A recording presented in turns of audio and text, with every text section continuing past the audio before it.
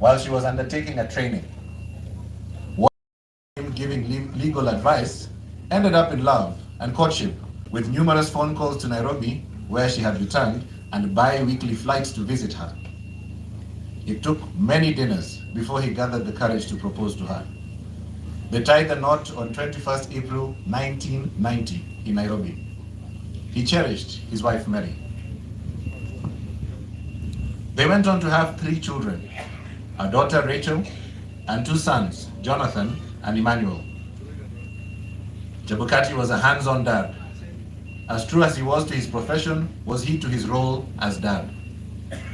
He always enjoyed the holiday season with family, as he would make it a point to take his family on a holiday every year during the Christmas period without fail. His family was his anchor, providing him with the strength and support he needed to carry out his duties. Chebukati found solace in his family. Within the bounds of the law, Chebukati joined the legal world. Chebukati's journey into the legal world was not just a career choice, but a calling. Immediately upon his graduation in 1980, he opened his own law firm, Wanyonyi and Company Advocates, which he managed for 20 years. He saw the law as a powerful tool to bring about change and to uphold the principles of fairness and equity. He was a principled lawyer and believed that a client has to be told the truth from the outset. Honesty was his mantra. To him, the law was not just a set of rules, but its role was to protect the vulnerable and hold the powerful accountable. He spent countless hours poring over legal texts to refine his skills. He was a sought-after speaker at legal conferences and seminars where he shared his insights. He was often called upon for his expert opinion. Chebukati believed in giving back to the community and took great pride in mentoring young lawyers, providing guidance, and sharing his knowledge to help them establish themselves in the legal field. In 2006, he founded Kutu and Associates Advocates, a Nairobi-based partnership law firm with 5 others. Kutu was an acronym for all 6 partners, with C standing for Chebukati. Chebukati took on numerous cases, many of which were challenging and complex, yet he never shied away from a fight. He defended the rights of the people, whether it was a high-profile case or a pro bono effort for a marginalized individual, and each case was handled with the same level of dedication and care. He believed that everyone deserved a fair chance and that the law should serve as a shield for those in need.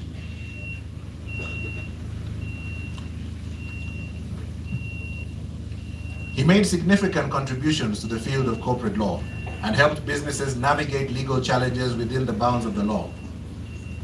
Chebukati loved the law and had 38 years of post-qualified experience at the time of his passing. He left an indelible mark in the legal landscape of Kenya. Politics. In 2007, Chebukati decided to try his hand at politics. He vied for the Saboti constituency parliamentary seats on an Orange Democratic Movement ODM ticket and came in 2nd place. At the helm of IEBC, Chebukati was appointed as chairman of the Independent Electoral and Boundaries Commission in January 2017. Prior to assuming his role as a state officer, to avoid any conflict of interest, he resigned from his law firm and resigned as a member of ODM. During his tenure, Chebukati led the IEBC through 2 challenging presidential election cycles: the 2017 general election, including the historic October 2017 repeat presidential election that followed the Supreme Court's annulment of the initial results, and the 2022 general election. Under his leadership, the IEBC championed technological improvements and advancements to enhance transparency. One of his key initiatives was the implementation of the Kenya Integrated Election Management System, or KIMS, which enabled the electronic transmission of results from polling stations.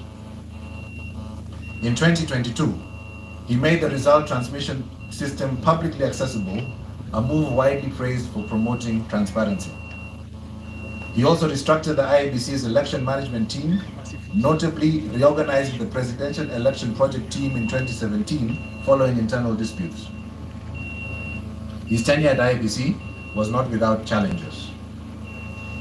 His decisions were scrutinized, his actions were debated. There were controversies, there were disagreements, yet he remained resolute. He faced criticism head-on. He defended the integrity of the electoral process. He firmly believed in the rule of law. He respected the Constitution, and his courage was admirable.